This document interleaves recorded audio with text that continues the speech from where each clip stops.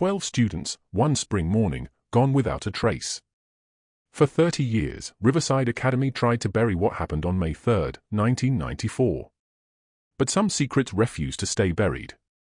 And when a construction crew breaks ground on the old gymnasium, they uncover something that will force one woman to confront the truth she spent 3 decades running from. This is the story of the vanishing class. If you're fascinated by unsolved mysteries and the dark secrets that lurk in small towns, subscribe and follow along as we unravel what really happened to the 12. The photographs lined the conference room wall like accusations. 12 faces forever frozen at 17 years old. 12 smiles that would never age, never fade, never know the weight of adulthood. Detective Sarah Chen stood before them, a cup of coffee cooling in her hands, studying each face as if memorization could somehow bring them back. It had been 30 years since anyone had stood in this room and looked at these pictures with fresh eyes. 30 years since the investigation had gone cold, filed away in boxes that gathered dust in the basement of the Riverside Police Department. 30 years since 12 students from Mrs. Eleanor Vance's advanced psychology class had walked out of Riverside Academy and, he clears throat, vanished into spring air. Sarah's reflection overlapped with the photographs in the glass frame. And for a moment she saw herself at 17, remembered the girl she'd been before that May morning had taught her that monsters were real and that evil didn't always announce itself with violence. Sometimes it wore a kind face. Sometimes it taught your favorite class. Her phone buzzed. The construction foreman's voice was tight with something between fear and urgency. "Detective Chen, you need to get down here. We found something under the gymnasium floor. You need to see this now."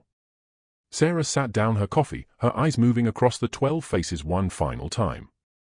After 3 decades of silence, the earth was finally ready to speak. The morning mist clung to Riverside like a shroud, turning the abandoned academy into something from a Gothic novel. Sarah's sedan pulled through the rusted gates at 6:47 a.m., gravel crunching beneath her tires. The building loomed ahead, its red brick facade streaked with water damage and neglect, windows dark and hollow as empty eye sockets. She'd avoided this place for 30 years. Most people in Riverside had. After the disappearances, enrollment had plummeted. Parents pulled their children out, unwilling to let them walk the same halls where 12 students had last been seen. The school had limped along for 3 more years before closing permanently in 1997. A victim of fear and unanswered questions. Now it was slated for demolition. A developer from Portland had purchased the property, planning to build luxury condominiums. The construction crew had started work 2 days ago, beginning with the old gymnasium that had been added in the 1980s. Sarah parked near the entrance and climbed out, pulling her jacket tighter against the morning chill. The construction site was silent, heavy machinery sitting idle. She spotted the foreman immediately. A bear of a man in a hard hat and reflective vest standing near the gymnasium entrance with 2 of his workers.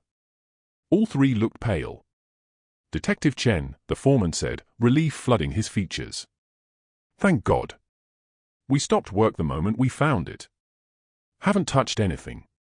"Show me," Sarah said, her voice steady despite the acceleration of her heartbeat.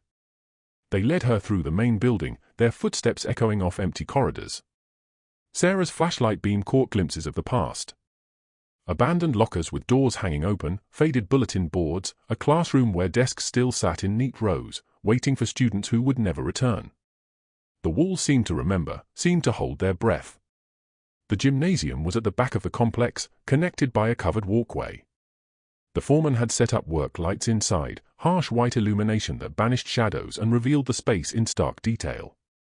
The wooden floor had been partially torn up, planks stacked against the walls, exposing the concrete foundation beneath, but it was the hole in the foundation that made Sarah stop. It was roughly 6 feet wide, edges jagged where the excavator's claw had broken through. The foreman's flashlight beam pointed down into darkness, and Sarah approached slowly, each step measured and deliberate. She'd been a detective for 15 years, had seen her share of crime scenes, but this place, this building, carried the weight of her own history. She knelt at the edge and looked down. The space below was deeper than she'd expected, perhaps 8 feet. The floor of the hidden chamber was dirt, and in that dirt, illuminated by the work lights, were 12 shapes arranged in a perfect circle. Her breath caught. They were backpacks, old and decomposed, but still recognizable. Each one bore the faded maroon and gold colors of Riverside Academy, and in the center of the circle, standing upright as if someone had carefully placed it there, was a classroom chair. "There's more," the foreman said quietly. "On the wall. We didn't go down there, but you can see it from here." Sarah angled her flashlight toward the chamber's far wall. Words had been painted there in what looked like rust-cold paint, though something in her gut told her it wasn't paint at all. The message was simple, written in careful block letters. "They stayed for class." Sarah pulled out her phone, her hand steady from years of training, her mind already cataloging what needed to happen next. Crime scene unit, forensic team, medical examiner, and most difficult of all, notification to the families who had spent 30 years wandering. As she made the calls, standing in that gutted gymnasium with 12 backpacks arranged in their eternal circle below, Sarah thought about the girl she'd been in 1994. Thought about sitting in Mrs. Vance's advanced psychology class, fascinated by discussions of human behavior, social contracts, and the thin line between civilization and chaos. Thought about the teacher who had made them all feel special, chosen, understood. She thought about the day she'd been homesick with the flu, the day that saved her life, the day 12 of her classmates had disappeared. And now, 30 years later, she was standing above their graves. The foreman cleared his throat. "Detective, should we leave the site?" Sarah looked up at him at the two workers behind him, who couldn't stop staring at the hole. "Yes, everyone out. This is a crime scene now. I need you and your crew to give statements, and no one talks to the press until we know what we're dealing with." As they filed out, Sarah remained alone in the gymnasium, her flashlight beam playing over the circle of backpacks below. Somewhere in this building, or perhaps long gone, was the person responsible. Someone who had arranged 12 students in a circle, someone who had painted that message, someone who had sealed them beneath the floor of a gymnasium and let the world wander for 3 decades. Sarah's phone buzzed with a text from her partner, Detective Marcus Rodriguez. "On my way. The pass just called." She typed back a simple response. It didn't call, it screamed. The Riverside Police Department was small, just 12 officers serving a town of 8,000 people. By 8 a.m., every one of them had converged on the academy along with the county medical examiner and a forensic team borrowed from the state police. The parking lot filled with official vehicles, their lights painting the morning in rotating blues and reds. Sarah stood with Marcus Rodriguez outside the gymnasium, watching as the forensic team prepared to descend into the chamber. Marcus was 10 years her senior, a transplant from Chicago who'd moved to Riverside 5 years ago seeking quieter work. He'd heard about the vanishing class. Everyone in law enforcement in Oregon had, but he'd never expected to work the case. "You were supposed to be in that class," Marcus said quietly. It wasn't a question. In the 5 years they'd been partners, Sarah had never hidden her connection to the case, though she'd never discussed it in detail either. "I had the flu," Sarah replied, her voice flat. "My mother kept me home." The class met during third period that day, Tuesday morning. By lunch, they were gone. And the teacher, Elena Vance, she was 41, had been teaching at Riverside for 6 years. Beautiful, charismatic, the kind of teacher students fought to have. She specialized in psychology, said she wanted to help young people understand themselves. Sarah's jaw tightened. She disappeared with them. Marcus pulled out his notebook, flipping through pages he'd been filling since Sarah's call. "I went through the original case files before coming out here. The investigation was massive. FBI got involved. State police volunteers searched for weeks. They found nothing because no one thought to look under the gymnasium floor." Sarah said the building was only 5 years old then. Clears throat, why would anyone think to check the foundation? "The real question," Marcus said, "is how did someone get 12 students and a teacher down there without anyone noticing?" Before Sarah could respond, Dr. Patricia Holbrook emerged from the gymnasium. The medical examiner was in her 60s with steel-gray hair and an expression that rarely changed regardless of what she was examining. She pulled off her gloves as she approached. "Preliminary assessment," Dr. Holbrook said without preamble. "The chamber appears to be original to the building's construction. It's too well made to be hastily dug. Someone planned this, incorporated it into the gymnasium's foundation. The backpacks are definitely from the 1990s, consistent with what students would have carried. We'll need to carefully excavate to determine what else is down there. Sarah's stomach turned, but her voice remained steady. Human remains. I can't confirm that until we begin excavation, but detective, that chamber is a tomb. Everything about it suggests it was designed to hold bodies. Dr. Holbrook's expression softened slightly. I understand your connection to this case. If you need to step back, I don't, Sarah interrupted. I owe it to them to see this through. Dr. Holbrook nodded and returned to the gymnasium. Marcus touched Sarah's arm gently. You know the chief is going to pull you from this conflict of interest, personal connection, potential trauma. By the book, you shouldn't even be here. The book also says we need someone who knows the case. Sarah countered. I've studied those files for 15 years, Marcus. I know every detail, every interview, every dead end. I know the students. I was friends with most of them. Her phone rang before Marcus could argue. The screen displayed a number she hadn't expected to see. Riverside Academy Survivor Support Group. Sarah answered, her pulse quickening. Detective Chen. The voice belonged to Thomas Brennan, another former student who'd been absent that day. He'd stayed in Riverside, unable to leave the place where his friends had vanished, organizing support groups for the families and the handful of students who had survived by chance. Is it true? Did they find something at the school? Sarah glanced at Marcus, who shook his head. The news hadn't been released yet, but in a town the size of Riverside, secrets spread faster than official statements. Thomas, I can't discuss an ongoing investigation.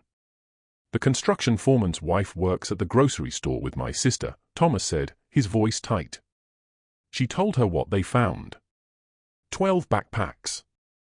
Sarah, are they down there? Had they been there all along? Sarah closed her eyes briefly. The families deserve to know before the rumor mill twisted the truth beyond recognition. I can't confirm details yet, but we have found something at the academy. I need you to keep this quiet until we can make an official statement. Can you do that? After 30 years of W.A. Itting, you're asking me to wait longer. I am asking you to help us do this right, Sarah said firmly. The families will be notified personally, not through gossip. Give me until this afternoon, please. A long silence followed. Finally, Thomas exhaled heavily. This afternoon, but Sarah, people are going to want answers. Real answers this time, not the speculation and theories we've lived with for 3 decades. I know, she said. I want those answers, too. After hanging up, Sarah found Marcus studying her with concern. You can't carry all of this alone. The guilt of surviving, the responsibility to the victims, the weight of the family's expectations. It's too much for one person. Then it's good I have a partner, Sarah replied, attempting a small smile that didn't reach her eyes. They turned back toward the gymnasium as the forensic team began the careful process of excavation.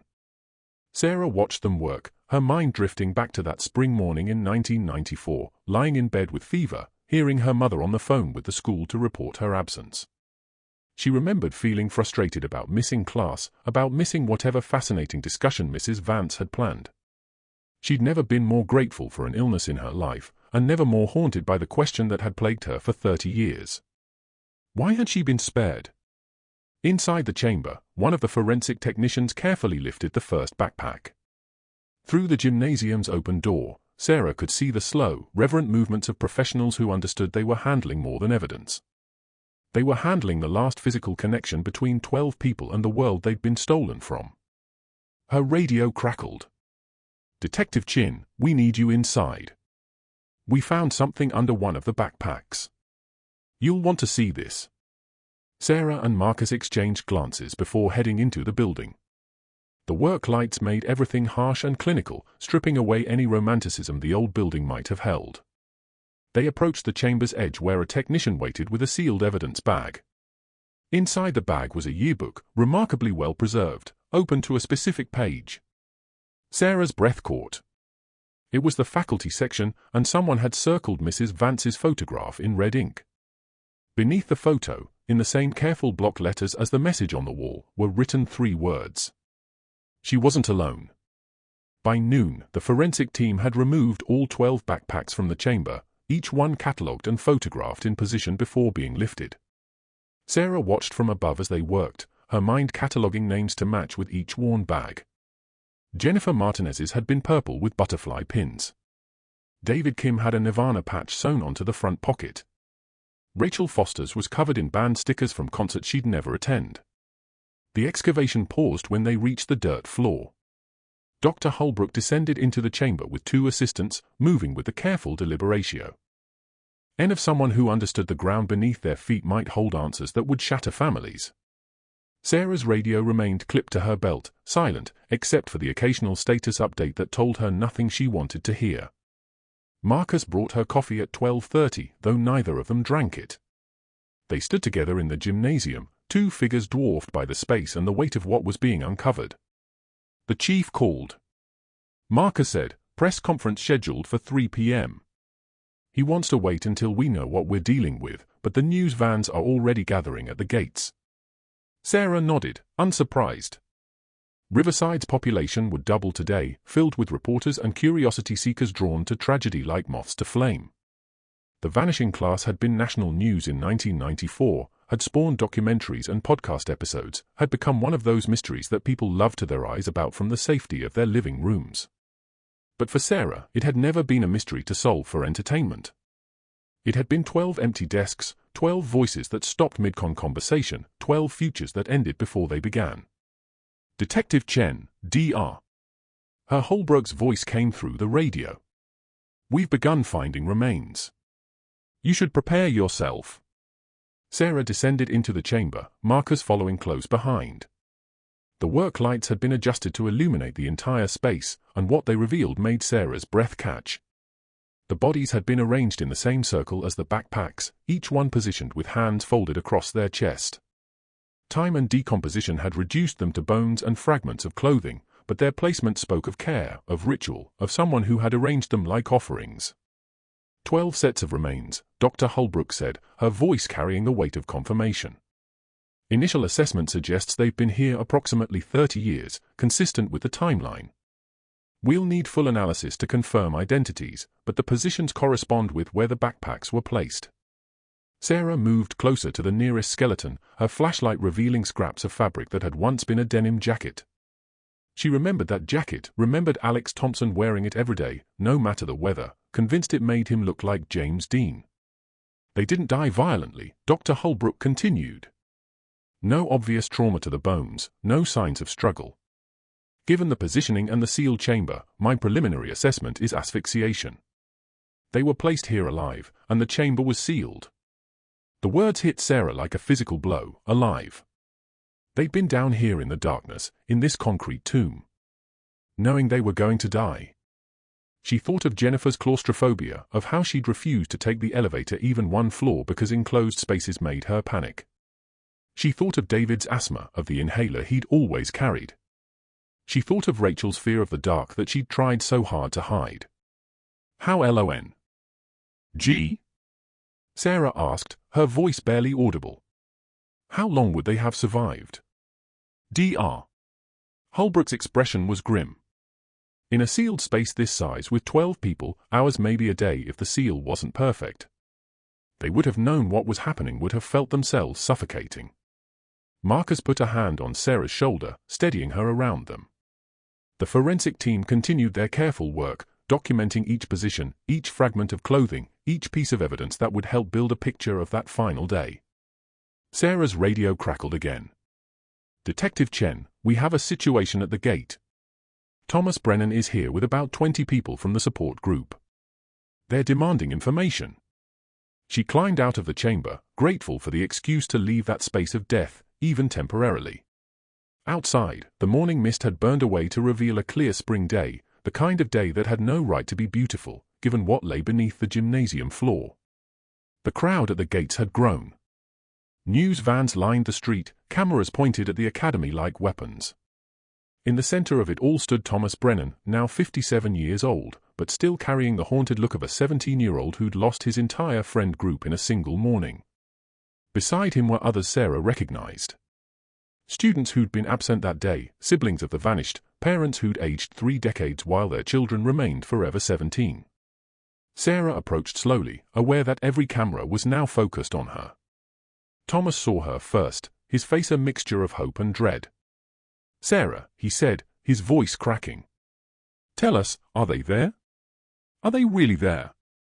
The crowd fell silent. Sarah could feel the weight of 30 years pressing down on this moment, could see in Thomas's eyes the same question she'd asked herself countless times. Why them and not us? "We found remains," Sarah said, loud enough for everyone to hear, but speaking directly to Thomas. 12 sets of remains in a chamber beneath the gymnasium. "We're in the early stages of the investigation, but initial findings are consistent with the timeline of the disappearances." A woman in the crowd, Martha Kim, David's mother, let out a sound that was part wail. Her husband caught her as her legs gave way. Around them, others began to cry, to embrace, to sink under the weight of confirmation that their children were never coming home. "Who did this?" Thomas demanded, tears streaming down his face. "Was it Mrs. Vance? Did she kill them?" "We're still investigating," Sarah replied. "But there's evidence suggesting she may not have acted alone. We're pursuing all leads." 30 years, Martha Kim said, her voice breaking. 30 years we waited. 30 years we hoped maybe they were alive somewhere. Maybe they'd been taken but were living. And they were here. They were here all along. Sarah had no words of comfort to offer because there was no comfort in this truth. The bodies beneath the gymnasium didn't bring closure. They brought confirmation of the nightmare that everyone had feared. 12 teenagers sealed in darkness left to die while the school above them continued with classes and assemblies and normal life. As the crowd struggled with the news, Sarah noticed a figure standing apart from the others, partially hidden behind one of the news vans. An older woman with silver hair, wearing sunglasses despite the overcast sky. Something about her posture, the way she held herself, triggered a memory Sarah couldn't quite grasp. The woman turned and walked away quickly, disappearing around the corner before Sarah could get a better look. She made a mental note to review the news footage later to see if the cameras had captured that face. Back at the gymnasium, the excavation continued. The forensic team had found something else carefully buried beneath where the central chair had stood. It was a lockbox, small and metal, sealed with a combination lock that had rusted but remained intact. Marcos held it up for Sarah to see through the evidence bag. "No telling what's inside until we get it open, but someone wanted it preserved." Sarah studied the box, her detective's instinct telling her that whatever it contained would be crucial. Someone had gone to great lengths to hide it in the center of that circle of death. Someone who wanted their message found, but only after enough time had passed. The question was, would that message explain why 12 students had to die, or would it simply deepen the horror of what had been done to them? The press conference at 3 p.m. was chaos barely contained. Chief Raymond Porter stood at the podium, his weathered face betraying none of the emotions Sarah knew he felt. He'd been a patrol officer in 1994, had been one of the first responders when the students were reported missing. The case had haunted him through the ranks all the way to chief. At approximately 6:45 a.m. this morning, a construction crew working at the former Riverside Academy discovered a hidden chamber beneath the gymnasium floor. Chief Porter said, his voice steady. "Inside that chamber, we have recovered 12 sets of human remains along with personal effects consistent with the students who disappeared on May 3, 1994. We are working to officially identify the remains and families are being notified." The reporters erupted with questions, all shouting over each other. Chief Porter raised his hand for silence. "We will not be taking questions at this time. This is an active investigation into what we are now treating as multiple homicides. Detective Sarah Chen is the lead investigator, and anyone with information about the disappearances or about Eleanor Vance is urged to contact the department immediately." Sarah stood behind the chief, her face carefully neutral as cameras flashed and reporters recorded every word. She knew what they'd write. Survivor returns to solve case that nearly claimed her. The narrative was too neat, too compelling for them to resist. But Sarah wasn't looking or narrative. She was looking for truth. After the press conference, she and Marcus retreated to the department's small conference room, now transformed into a command center. The walls were covered with photographs, timelines, maps, and reports from the original investigation. In the center of the main board were the 12 yearbook photos, each face smiling, unaware that their senior year would never come. The lock boxes with the lab, Marcus said, reviewing his notes. They're working on opening it without damaging the contents. Should have results by tomorrow morning. Sarah nodded, her attention focused on a different piece of evidence spread across the conference table. It was the yearbook they'd found, open to Mrs. Vance's photo. Sarah had spent the last hour studying every page, looking for anything that might explain those 3 words. She wasn't alone. Ellen Vance stared up from the page, her smile professional, but warm. Her dark hair pulled back in a style that had been fashionable in the earlier 90s. The photo revealed nothing sinister, nothing that hinted at the horror she'd orchestrated. That was the thing about evil, Sarah thought. It didn't always look monstrous. Sometimes it looked like a beloved teacher. I went through the original interviews with faculty and staff, Marcus said, pulling up files on his laptop. No one reported seeing anything unusual that morning. Mrs. Vance's class was scheduled for third period, 9:30 to 10:45. According to the schedule, they were supposed to be conducting a group project on social psychology experiments. The Stanford prison experiment, Sarah said quietly. She'd been teaching us about it for weeks, about how ordinary people could be led to do terrible things under the right circumstances. About obedience to authority, about the power of social roles. Marcus looked up sharply. You remember the lesson plan? I remember everything about that class, Sarah replied. She made psychology come alive. Made us question everything we thought we knew about human nature. We all loved her. The words tasted bitter. We trusted her completely. A knock on the door interrupted them. Officer Jennifer Walsh, the department's youngest detective, entered with a laptop. I've been going through Mrs. Vance's background, cross-referencing with the original investigation. There's something the first investigators missed or maybe didn't think was relevant. She set the laptop on the table, turning it so Sarah and Marcus could see the screen. It displayed an old newspaper article from 1988, 6 years before the disappearances. Eleanor Vance taught at a private school in California before coming to Riverside, Jennifer explained. San Marcos Academy. She left suddenly in the middle of the school year. The official reason was listed as personal matters. But 3 months after she left, 2 students from that school disappeared during a field trip. They were never found. Sarah leaned closer, her pulse quickening. Were the cases connected to her? Not officially, Jennifer said. The students vanished during a hiking trip in Joshua Tree National Park. The assumption was they got lost or fell. But look at this. She clicked to another article. One of the students who disappeared was in Mrs. Vance's psychology class, and the other was the daughter of the school's principal. The principal's daughter, Marcus repeated. That's why she left. She was asked to resign before questions could be raised. Sarah studied the photos of the 2 missing students.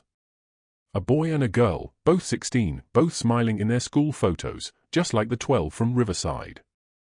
Did anyone from San Marcos Academy ever connect these cases? If they did, it's not in any official record, Jennifer replied. I only found it because I was searching for any schools Mrs. Vance worked at before Riverside. The California disappearances were filed as missing persons, presumed dead, case unsolved. So, we might be looking at 14 victims, not 12, Marcus said grimly. Sarah returned to the yearbook, flipping through pages until she found the staff photo section. Besides Mrs. Vance, there were 23 other faculty members. Which one had helped her? Or had the accomplice been someone else entirely? Someone with access to the building during construction. Her phone buzzed. Dr. Holbrook's name appeared on the screen. Detective Chen, I've completed the preliminary examination of the remains, the medical examiner said when Sarah answered. I'm sending over my initial report, but there's something you should know immediately. 13 sets of remains, not 12. Sarah's blood ran cold. 13? We found an additional skeleton beneath the others deeper in the chamber. Adult female, approximately 40 years old at time of death. I believe we found Elena Vance. The room seemed to tilt. Sarah gripped the edge of the table, her mind racing. If Mrs. Vance was dead in that chamber with the students, then who had sealed them in? Who had painted that message on the wall? She wasn't alone, Marcus said, echoing Sarah's thoughts. Because whoever helped her finish the job killed the students and then killed her. Sarah pulled up the crime scene photos on her tablet, zooming in on the message painted on the chamber wall. The lettering was precise, methodical, the work of someone who'd taken their time, someone who'd wanted to be sure the message survived. We need to find out who had access to that gymnasium during construction. Sarah said contractors, architects, school board members, anyone who could have known about that chamber or had the ability to create it. Jennifer was already typing. The gymnasium was completed in 1989, 5 years before the disappearances. I'll pull construction permits and contractor records. As Jennifer worked, Sarah walked to the window overlooking Main Street. Riverside looked peaceful in the afternoon light, a quintessential small town with tree-lined streets and local shops. But beneath that peaceful surface, something rotten had been festering. For 30 years. Her reflection in the window overlapped with the street scene, and Sarah thought about the woman she'd glimpsed at the gate earlier. Something about that figure nagged at her, a memory just out of reach. She'd been at the academy that day in 1994, Sarah was certain. But in what capacity? Marcus joined her at the window. You're thinking about the accomplice. I'm thinking about how someone could orchestrate this level of planning, Sarah replied. Building a hidden chamber, luring 13 people into it, sealing them inside, and then walking away. That takes incredible nerve and an absolute lack of empathy. A sociopath, Marcus suggested. Or someone who believed they were doing something necessary, Sarah countered. Mrs. Vance taught psychology. She understood manipulation, understood how to make people believe in a cause. What if she convinced someone that this was an experiment? A demonstration of some psychological principle, an experiment that required 12 students to die. Sarah turned from the window, her expression grim. The Stanford prison experiment was shut down after 6 days because the participants started exhibiting genuine sadistic behavior. The McGrim experiment showed that ordinary people would administer what they believed were lethal electric shocks if an authority figure told them to. Mrs. Vance was fascinated by how easily humans could be led to commit atrocities. You think she was running an experiment, Marcus said slowly, understanding dawning, using real subjects, real deaths. I think she found someone who was willing to participate, Sarah replied. Someone who shared her fascination with the darker aspects of human nature, someone who's been free for 30 years. Jennifer looked up from her laptop, her face pale. I've got the construction records. The general contractor was Morrison & Sons, but they hired several subcontractors for specialized work. The foundation and underground work was done by a company called Westfield Construction. They dissolved in 1995, a year after the disappearances. Convenient, Marcus muttered. But here's the interesting part, Jennifer continued. Westfield Construction was owned by a man named Richard Westfield. He had a daughter who was a student at Riverside Academy in 1994. She paused, letting that sink in. Her name was Catherine Westfield. She was in Mrs. Vance's advanced psychology class. Sarah felt ice form in her stomach. Was she one of the 12 who disappeared? Jennifer shook her head. No. According to the records, Catherine Westfield was at school that day, but she wasn't in class during third period. She was in the nurse's office with a migraine. Another survivor, Sarah thought. Another student who'd been spared by chance. Or had it been chance? Where is she now? Sarah asked. Jennifer typed rapidly, then frowned. That's the problem. Catherine Westfield seems to have disappeared from all records after 1995. No driver's license renewals, no tax records, no social media presence. It's like she ceased to exist. Sarah and Marcus exchanged glances. A student who'd missed class that day, whose father had built the gymnasium and had access to create a hidden chamber, who vanished from all records shortly after the case went cold. Find her, Sarah said. Pull everything. School records, ye-books, interviews from 1994. Talk to anyone who knew her and get me Richard Westfield's current address. I want to know what he knows about his daughter." As Jennifer left to begin the search, Sarah returned to the conference board, her eyes moving across the 12 faces, 13 if you counted Mrs. Advance, 14 if the California students were connected, and possibly 15 or more if Catherine Westfield had continued what her teacher had started. The question wasn't just who had helped Eleanor Vance anymore. The question was whether the horror had ended in 1994 or whether it had simply gone underground, waiting for the right moment to resurface. Outside, the sun was setting, painting Riverside in shades of orange and red. Sarah watched the light fade and thought about darkness, about the kind that existed in hidden chambers and human hearts. Somewhere in this town, someone knew the truth. Someone who'd been living with it for 30 years. And now, finally, Sarah was going to find them. Richard Westfield lived in a modest ranch house on the outskirts of Riverside, the kind of place that had seen better days, but maintained a certain dignity through careful upkeep. Sarah and Marcus arrived at 7 p.m., the last light of day, turning the windows golden. The property was surrounded by tall pines that cast long shadows across an overgrown lawn. Westfield answered the door on the third knock. He was in his 70s now, stooped and grey with the weathered hands of a man who'd spent his life working in construction. His eyes widened when he saw Sarah's badge. "Mr. Westfield, I'm Detective Chen. This is Detective Rodriguez. We need to ask you some questions about your daughter, Catherine." The old man's face went pale. For a moment, Sarah thought he might close the door, but instead he stepped back, gesturing them inside. The house smelled of old coffee and cigarette smoke. Photographs lined the walls, but Sarah noticed that none of them appeared to show Catherine past the age of 17. They settled in a living room cluttered with newspapers and construction magazines. Westfield sat heavily in a worn recliner, his hands trembling slightly as he lit a cigarette. "I wondered when someone would come," he cleared his throat, said, his voice rough. 30 years, and I wondered every day." "Your company built the gymnasium at Riverside Academy," Sarah said, keeping her tone neutral. "You had access to the construction site, the blueprints, the foundation work."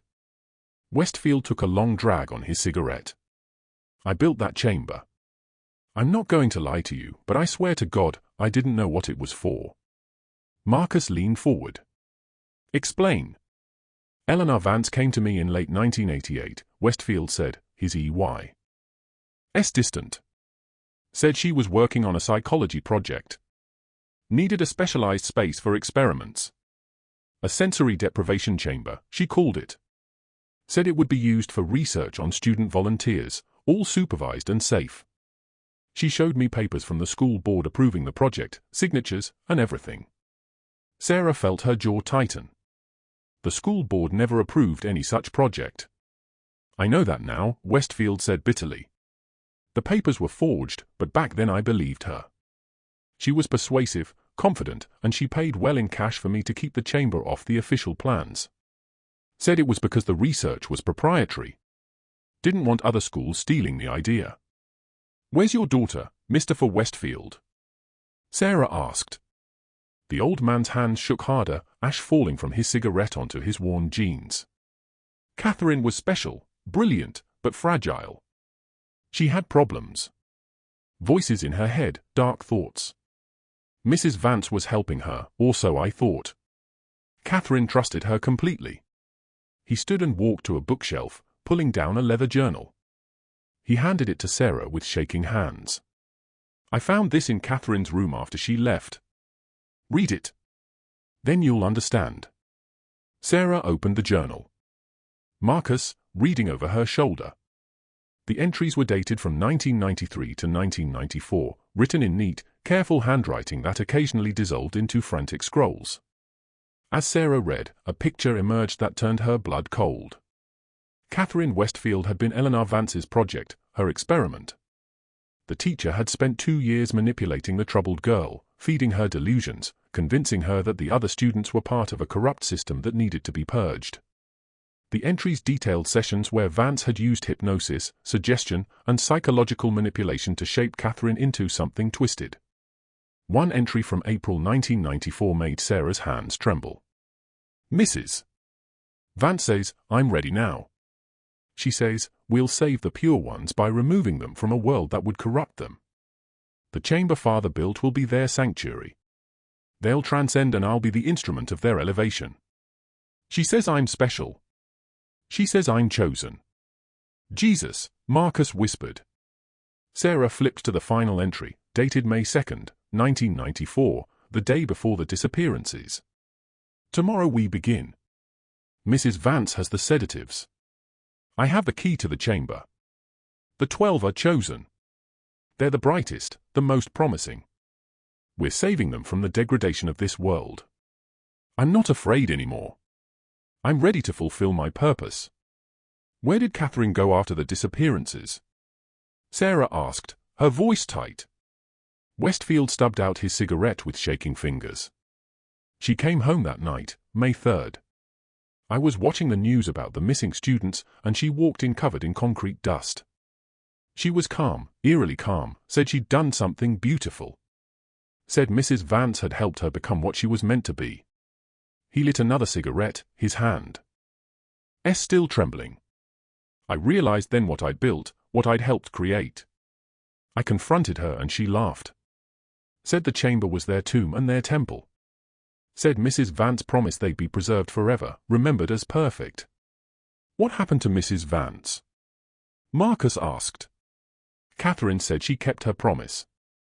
Westfield replied, his voice breaking. Said the teacher had to join her students in transcendence. Catherine sealed her in with them alive. Said it was the ultimate lesson in sacrifice. Sarah felt sick. The horror of it. The calculated cruelty exceeded anything she'd imagined. And you let Catherine go. I drove her to the Canadian border that night. Westfield admitted, tears streaming down his weathered face. I'm a coward, detective. She was my daughter, my only child, and I couldn't bear to turn her in. I told myself maybe I was wrong. Maybe I'd misunderstood. But I knew. God help me. I knew what she'd done. And, clear his throat, I let her disappear. You've had 30 years to come forward, Sarah said, her voice hard. 30 years while families suffered, while they wandered and hoped and grieved without answers. I know, Westfield said. I've lived in hell every day since. But I'm telling you now, and I'll tell you everything I know.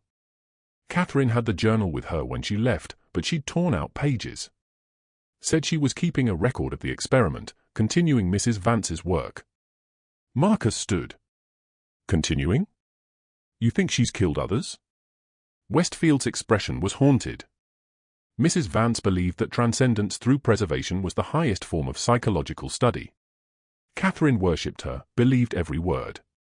If she's been free all these years with that belief in her head, he trailed off, unable to finish the thought. Sarah closed the journal, her mind racing. We need everything you have on Catherine. Photos, documents, any idea where she might have gone. And Mr. Westfield, you're going to be arrested as an accessory after the fact. The old man nodded, seeming almost relieved. I understand, but detective, there's one more thing. Catherine called me once about 5 years ago. She was working at a school, she said, helping troubled students just like Mrs. Vance had helped her. She wouldn't tell me where, but I heard children in the background. Young voices. Sarah and Marcus exchanged alarmed glances. What else did she say? She said she'd found new subjects, Westfield whispered. Said the work was continuing. Then she hung up and I never heard from her again. As Marcus called for backup and began processing the scene, Sarah stepped outside into the cool evening air. She pulled out her phone and called Jennifer Walsh. I need you to search for any missing student cases in the past 5 years anywhere in North America, Sarah said. Multiple students disappearing from the same school. Cross-reference with any teachers who left positions suddenly or schools that closed unexpectedly. You think she's still active? Jennifer asked. I think we've NLY found one experiment, Sarah replied, looking back at Westfield's house. And somewhere out there, Catherine Westfield is conducting another. The lockbox was opened at 8 a.m. the following morning in the forensic lab. Sarah and Marcus stood behind the technician as he carefully worked the rusted mechanism, finally releasing the catch with a metallic click. Inside were 3 items, each sealed in plastic bags that had kept them remarkably preserved. The first was a photograph of the 12 students taken in Mrs. Vance's classroom. They were arranged in a circle, sitting on the floor, hands joined like they were participating in some kind of ritual. In the center stood Eleanor Vance, smiling, her hands resting on the shoulders of the 2 students closest to her. Behind the camera, barely visible in the reflection of the classroom window, was the silhouette of another person. "Catherine," Sarah said, studying the reflection. "She took this photo." The second item was a typed document, water-damaged, but still legible. It was titled The Preservation Experiment, a Study in Transcendence Through Controlled Mortality. As Sarah read, her horror deepened. The document outlined Eleanor Vance's theory that death at the peak of youth and potential was a form of preservation, preventing the corruption and degradation that came with age and experience. It described the 12 students as ideal specimens who would be elevated through their sacrifice. The final item was a handwritten letter, dated May 3, 1994, addressed to those who come after. Sarah read it aloud, her voice steady despite the revulsion she felt. "By the time you read this, the work will be complete. 12 souls preserved at the height of their beauty and promise. Sealed away from the corrupting influence of time and experience. They did not suffer. The sedatives ensured they simply fell asleep. And when they woke in the chamber, they had perhaps an hour of consciousness before the air ran out. Some may call this murder. I call it preservation. I call it transcendence. My student Catherine understands. She will carry on this work when I'm gone. For I too must transcend. The experiment requires my participation, my sacrifice alongside my subjects. Only then will the lesson be complete. That the teacher who asks for sacrifice must be willing to give it as well. To the families, your children are perfect now forever. They will never know heartbreak, betrayal, failure, or the slow degradation of aging. They are crystallized at their most beautiful moment. In time, you will understand the gift we've given them. To my fellow researchers, study this. Learn from it.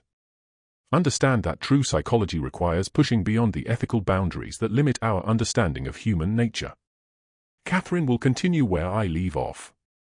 The work is not finished. Eleanor Vance, Ph.D., May 3, 1994. Silence filled the lab when Sarah finished reading. The clear-throat technician looked ill. Marcos leaned again. St. the counter, his face grey. She was completely insane, Marcus said finally. No, Sarah replied, setting down the letter with careful hands. She was something worse. She was lucid, intelligent, and absolutely convinced of her own righteousness, and she created Catherine in her image. Her phone rang. Jennifer's name flashed on the screen. Clear's throat, I found something, Jennifer said without preamble. 3 schools in the past 5 years had multiple student disappearances. 1 in British Columbia, 1 in Washington State, 1 in Montana. In each case, 3 to 4 students vanished within weeks of each other. And in each case, there was a school counselor or teacher who left their position shortly after the disappearances. Sarah's pulse quickened. Names different at each school. Catherine Morris in British Columbia, Carol Winston in Washington, Carolyn West in Montana, but I pulled photos from school websites before they were taken down. Jennifer paused. Sarah, it's the same woman. She changes her hair, wears glasses sometimes, alters her appearance slightly, but it's definitely the same person. And there's more. Go on. The Montana school, Clearwater Academy, just closed last week for renovation. Guess what? They're renovating the gymnasium, Sarah said, her blood running cold. Exactly. They broke ground 2 days ago, and according to the construction crew I just spoke with, they found a sealed chamber under the foundation. Marcus was already grabbing his jacket. How many? For students, Jennifer replied. All between the ages of 14 and 16. The medical examiner is still on site, but preliminary reports match what we found at Riverside, positioned in a circle, hands folded, no signs of violent trauma. Sarah closed her eyes briefly, seeing those 12 faces on the conference room wall. Now there would be more faces, more families destroyed, more lives stolen by a woman who believed she was preserving perfection. Book us on the next flight to Montana, Sarah said. And Jennifer, pull everything on Clearwater Academy. Faculty, students, construction records. If Catherine Westfield is still in the area, we're going to find her. After hanging up, Sarah returned to the lockbox contents. Something about the photograph bothered her, something beyond the horror of seeing the 12 students arranged in that circle. She pulled out a magnifying glass and studied the image more closely. There in the background, half hidden by a filing cabinet, was a date stamp from the camera, but it wasn't from May 3, 1994. It was from May 1st, 2 days before the disappearances, which meant this photo had been staged, that the students had been positioned in this circle as some kind of rehearsal or preparation. They knew, Sarah whispered. At least some of them knew what was coming. Marcus looked over her shoulder. You think Vance told them? I think she convinced them, Sarah replied. The document talks about willing subjects, about transcendence. What if she'd spent months oming them, preparing them psychologically to accept their own deaths as some kind of privilege? She thought back to her own time in that class, remembered how charismatic Vance had been, how she'd made each student feel special and understood. If the teacher had isolated certain students, given them extra attention, convinced them they were chosen for something extraordinary. It's not just murder, Sarah said. It's a form of mass suicide orchestrated by someone they trusted, and Catherine learned how to replicate it. Her phone buzzed with a text from Jennifer. Flight booked. Departs in 3 hours. Montana State Police are waiting for you at Clearwater Academy. Sarah gathered the evidence. Her movements mechanical. Somewhere in Montana, Catherine Westfield was either long gone or still nearby, watching to see if her latest experiment would be discovered. After 30 years of freedom, after multiple successful repetitions of her teacher's horror, did she feel invincible, or was she waiting to be caught, wanting someone to finally understand the work she'd been doing? As Sarah and Marcus drove to the airport, she thought about the woman she'd glimpsed at the Riverside Academy gates. The silver hair, the sunglasses, the way she'd stood apart from the others. Catherine would be 47 now, old enough to have grey hair, bold enough to return to the scene of her first experiment, to see what had been uncovered after 3 decades. She was there, Sarah said suddenly. Yesterday morning at the gates, I saw her. Marcus glanced over. Are you sure? No, Sarah admitted. But I think she came back to watch us discover what she'd created.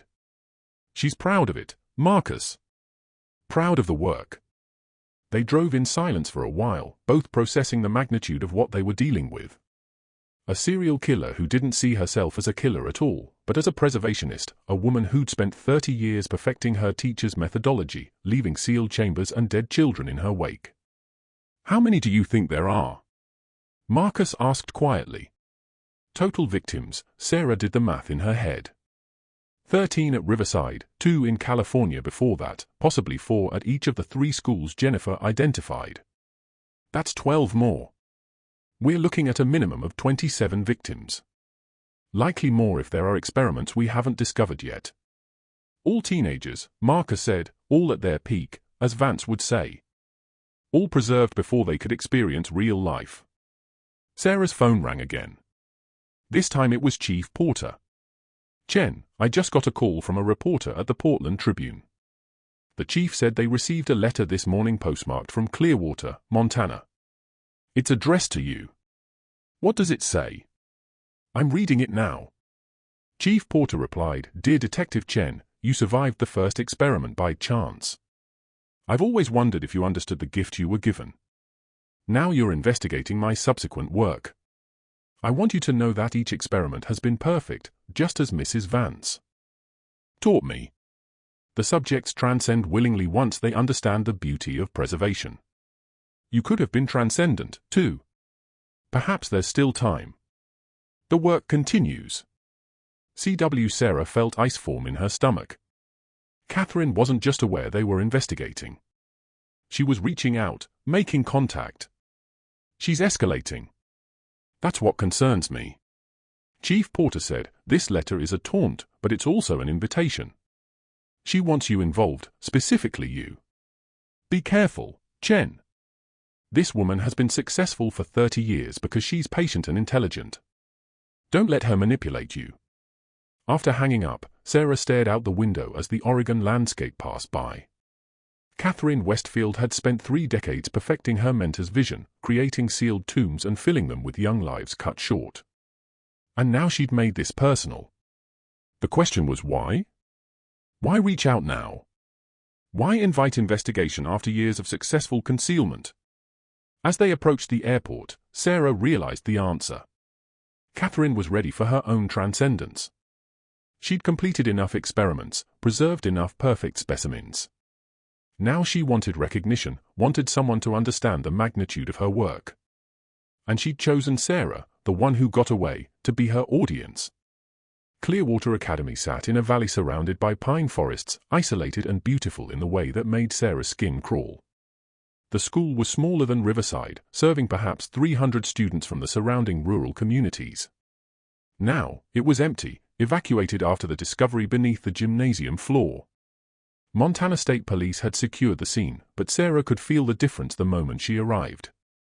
This wasn't a 30-year-old cold case. This was fresh, the bodies still being processed, the horror still raw. The local medical examiner met them at the entrance. A middle-aged woman named Dr. Patricia Simmons, who looked like she hadn't slept in days. For victims, Dr. Simmons said without preamble. Ages 14 to 17.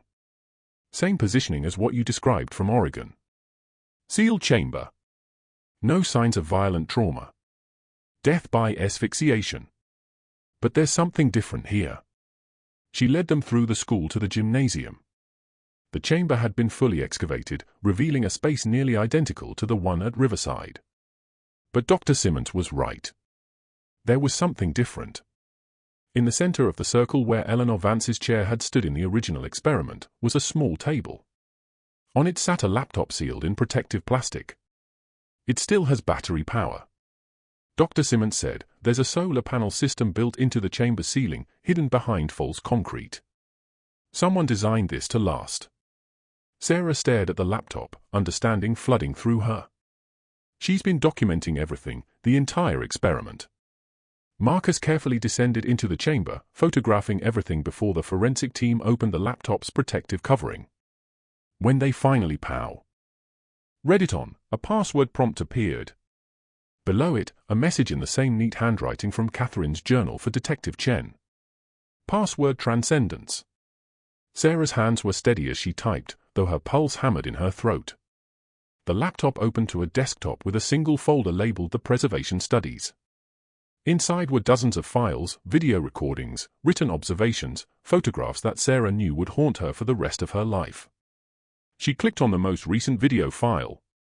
Catherine Westfield's face filled the screen. Older now, but still recognizable from her yearbook photo. She was in her late 40s, silver hair pulled back, eyes bright with an intelligence that made Sarah's blood run cold. Detective Chen, Catherine's recorded voice began. If you're watching this, you found Clearwater. Congratulations. This is my 4th completed study since Mrs. Vance taught me the methodology. Each one has been perfect. Each subject carefully chosen and prepared. They understood what they were participating in. They wanted transcendence. The video cut to footage of 4 teenagers sitting in a classroom engaged in what appeared to be a normal counseling session. But he clears throat. As Sarah watched, she saw the manipulation, saw how Catherine used the same techniques Vance had pioneered, isolating vulnerable students, making them feel special, chosen. You were supposed to be part of the original study. Catherine continued, Mrs. Vance was disappointed when you were absent that day. She said you had the perfect combination of intelligence and emotional vulnerability. You would have been beautiful in transcendence. The video showed the 4 Clearwater students being led into the chamber, docile from sedatives arranged in their circle. Sarah forced herself to watch, to bear witness to what these children had endured. I'm ready for my own transcendence now, Catherine said, the camera back on her face. Mrs. Vance taught me that the ultimate study requires the researcher to become the subject. I've prepared my final experiment. You'll find me where it all began, detective. Come alone if you want to understand. Come alone if you want to save the next 12. The video ended. Sarah stood frozen. Catherine's words echoing in her mind. Where it all began. Riverside Academy. Marcus was already on the phone with Chief Porter. "We need units at Riverside Academy immediately. Chen, you're not going back there alone." But Sarah was already moving, her mind racing. Catherine had returned to Riverside to the site of her first experiment, and she'd said the next 12, which meant she had new subjects, new students she'd groomed and prepared. The flight back to Oregon was the longest 3 hours of Sarah's life. Chief Porter called with updates. Units had surrounded the academy, but there was no sign of Catherine or anyone else. The building appeared empty, but thermal imaging showed heat signatures in the basement level, an area that hadn't existed on the Ori. Ginal blueprints. Another chamber, Sarah said. She built another one. They landed in Portland at dusk, the sky painted in shades of blood, orange, and purple. A patrol car rushed them to Riverside, sirens wailing. As they approached the academy, Sarah saw news vans already gathered, drawn by police activity like vultures to carrying. Chief Porter met them at the entrance. "We've located the basement access. It's behind a false wall in the old boiler room. The thermal imaging shows 13 signatures, 12 small and 1 larger, all stationary." She sedated them, Sarah said, her voice tight. "Just like before." "How long have they been down there?" "We don't know," Chief Porter replied. "But Chen, there's something else. We found a note addressed to you on the gymnasium floor. She knew you'd come back." The note was written on academy letterhead, as if Catherine was a legitimate member of the faculty. "Detective Chen, below us are 12 new students ready for transcendence. They've been prepared for 6 months, carefully chosen, psychologically conditioned to understand the beauty of preservation. In 30 minutes, the chamber will seal automatically. The air will last approximately 6 hours. You can save them, but only if you come down alone. Only if you're willing to understand what Mrs. Vance tried to teach us all those years ago. The door is open. The choice is yours. Will you finally accept transcendence, or will you let 12 more perfect specimens be preserved?" The work continues. Catherine Westfield. Sarah checked her watch. Based on the note's timestamp, they had less than 10 minutes before the chamber sealed. "I'm going down," she said, unholstering her weapon. "Not alone," Marcus insisted. "That's what she wants. This whole thing is designed to manipulate you." "Those are children down there," Sarah replied. 12 kids who think they're participating in some kind of spiritual awakening. If we send in a tactical team, clears throat, Catherine might trigger the seal early. She's given me a window. I have to take it." Chief Porter's expression was grim, but he nodded. "You'll be wired. First sign of trouble. We're coming in. And Chen, don't let her get in your head. Whatever she says, remember she's a serial killer who's murdered at least 27 people." Sarah descended into the basement, her weapon drawn, flashlight cutting through the darkness. The boiler room was exactly as she remembered it, pipes and machinery covered in 3 decades of dust. But the false wall Chief Porter mentioned was new, a section of concrete that looked seamlessly integrated but swung open at her touch. Beyond was a staircase leading down into darkness. Sarah descended slowly, her radio crackling with Marcus' voice providing updates on her position. The stairs opened into a chamber identical to the one beneath the gymnasium, but this one was pristine, newly constructed, equipped with the same solar panel system they'd found in Montana. 12 teenagers lay in a circle on the floor, their breathing slow and steady. From sedatives. They were dressed in white, hands folded across their chests, arranged like offerings. In the center stood Catherine Westfield, no longer the woman from the video, but somehow more substantial in person. She held a remote control in one hand, her finger hovering over a button. "Clears throat, Detective Chen," Catherine said, her voice warm, almost friendly. "You came. I knew you would. The ones who survive always carry the weight of wondering why." Sarah kept her weapon trained on Catherine. "Step away from the remote. You're under arrest for multiple counts of murder." Catherine smiled, the expression eerily reminiscent of Eleanor Vance's yearbook photo. "Murder implies a crime. This is preservation. These children understand. They've been prepared. They want this. They're drugged. Sarah said they can't consent to their own deaths. They consented weeks ago when they understood the gift I was offering. Catherine's eyes gleamed with fervor. You were supposed to understand, too. Mrs. Vance chose you, saw your potential, but you were absent that day, and I've always wondered if fate saved you for this moment. For what moment? To witness, Catherine said simply. To finally understand what we've been doing all these years. These 12 will be perfect forever. They'll never know disappointment, betrayal, the degradation of aging. They'll be crystallized at their most beautiful moment. Sarah could hear movement on the stairs behind her. Knew the tactical team was positioning. She needed to keep Catherine talking. Needed to get that remote away from her before she could trigger the seal. Mrs. Vance is dead, Sarah said. She's been dead for 30 years. She died in her own experiment, sealed in that chamber with her students. Is that the transcendence you're offering these kids? Suffocation in the dark. For the first time, Catherine's composure cracked. She transcended. She proved the ultimate commitment to her research. She was murdered, Sarah corrected. By you. You sealed her in that chamber alive. Let her die with her victims. That wasn't transcendence. That was you eliminating a witness. Catherine's finger tightened on the button. You don't understand. I understand that you're not preserving anything, Sarah said, her voice harder now. You're killing children because a manipulative teacher convinced you that murder was art. You're not special, Catherine. You're not chosen. You're sick. And these kids are going to wake up and go home to their families.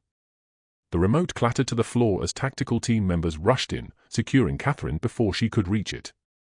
She didn't fight, simply stood still as they handcuffed her, her eyes never leaving Sarah's face. You could have been beautiful, Catherine whispered as they led her away. You could have been perfect. Paramedics rushed in, beginning the process of reviving the 12 sedated students. Sarah watched as the first one stirred. A girl of perhaps 16, her eyes fluttering open in confusion. Sure. Wake to a normal life, would never know how close she'd come to being another photograph on a wall of victims. As they brought the students out one by one, reuniting them with frantic parents who'd been told their children were on a special retreat.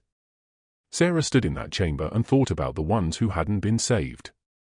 The 13 at Riverside, the 4 at Clearwater. The others they'd find as they went through Catherine's files. Marcus appeared at her side. You did it. You saved them. But I couldn't save the others, Sarah replied quietly. 27 people died while Catherine perfected her methodology. 27 families destroyed. You stopped her, Marcus said firmly. That counts for something. Sarah looked around the chamber at the circle that would have become a tomb, at the elaborate system designed to preserve bodies for discovery years or decades later. Catherine had spent 30 years replicating her teacher's horror. Convinced she was creating something beautiful, and she'd almost succeeded again. 6, Clear's throat. Months after Catherine Westfield's arrest, Sarah stood in the cemetery where the 12 victims from Riverside Academy had finally been laid to rest. The funeral had been delayed for months while families made arrangements, while the media circus died down, while the town of Riverside tried to process 3 decades of grief compressed into a few terrible weeks. The headstones were simple, arranged in a line rather than a circle. Each bore a name, a birth date, and the same death date. May 3, 1994. Sarah had attended each funeral, had looked into the eyes of parents who'd aged 30 years while their children remained forever 17. Martha Kim had thanked her for finding answers, even though those answers brought no comfort. Thomas Brennan had broken down at Alex Thompson's funeral, finally able to grieve properly after 3 decades of uncertainty. And Eleanor Vance's elderly mother had wept, apologizing for the monster her daughter had become, though everyone assured her she bore no responsibility for her daughter's actions. Catherine Westfield had been declared competent to stand trial, though her defense team argued for insanity. Sarah had testified, describing the meticulous planning, the years of successful concealment, the psychological manipulation that showed clear understanding of right and wrong, even if Catherine herself believed she was doing something beautiful.